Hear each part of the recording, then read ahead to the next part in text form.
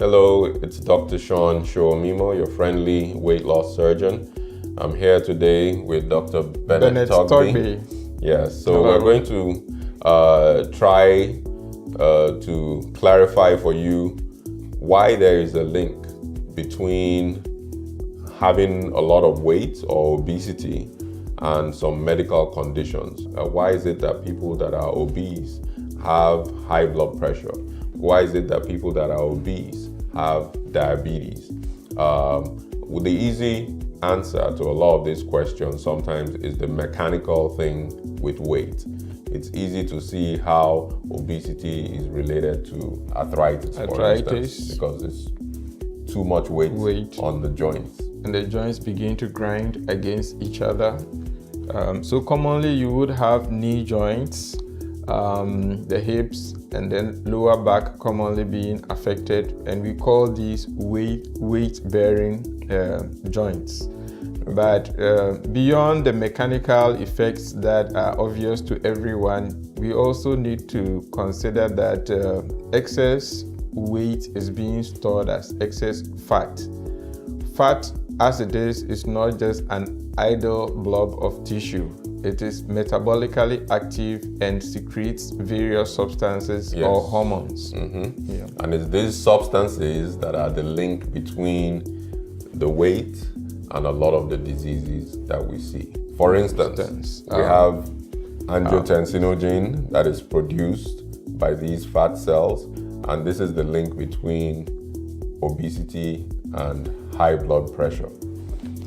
I would add two of the interesting hormones are leptin and ghrelin. Leptin is the satiety hormone, is also produced by fat cells.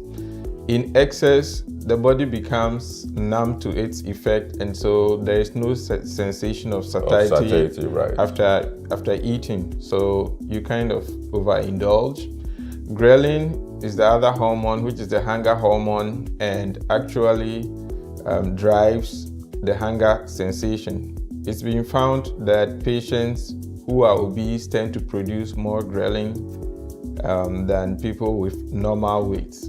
By inference, the hunger drive is greater in obese people than in people of normal weight. And then what about the substance cortisol?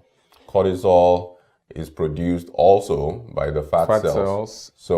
And it's particularly important in that it predisposes to patients becoming diabetic. Yes. Diabetes also, I think many of the lay public also know, may be due to a deficiency of the hormone we call insulin.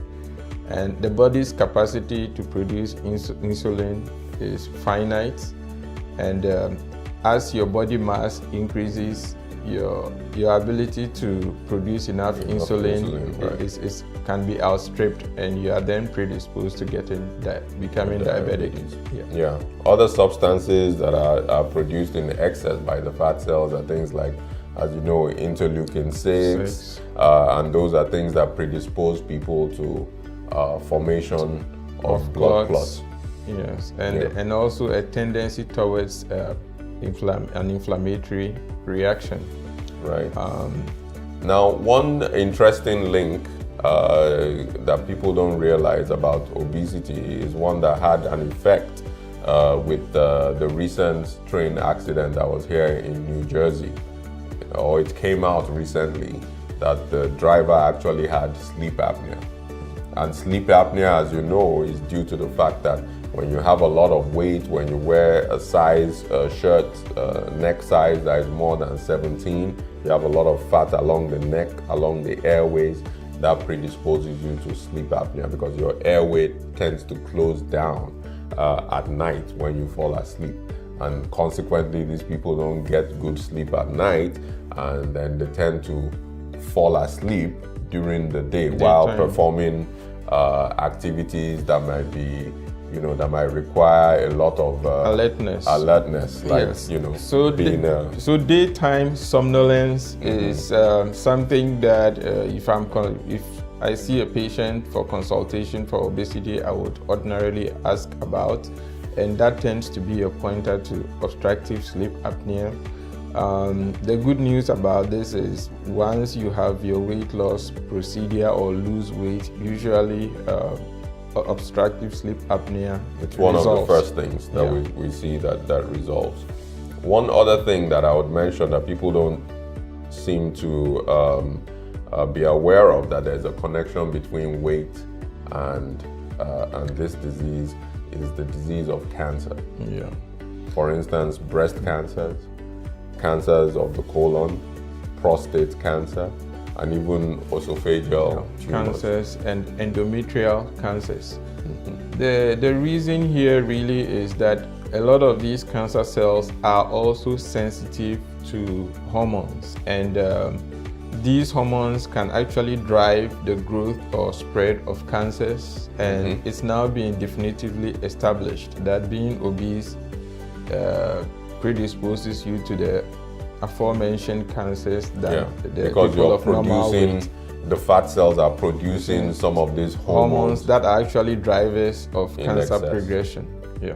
Okay, so thank you very much, Dr. Togbe.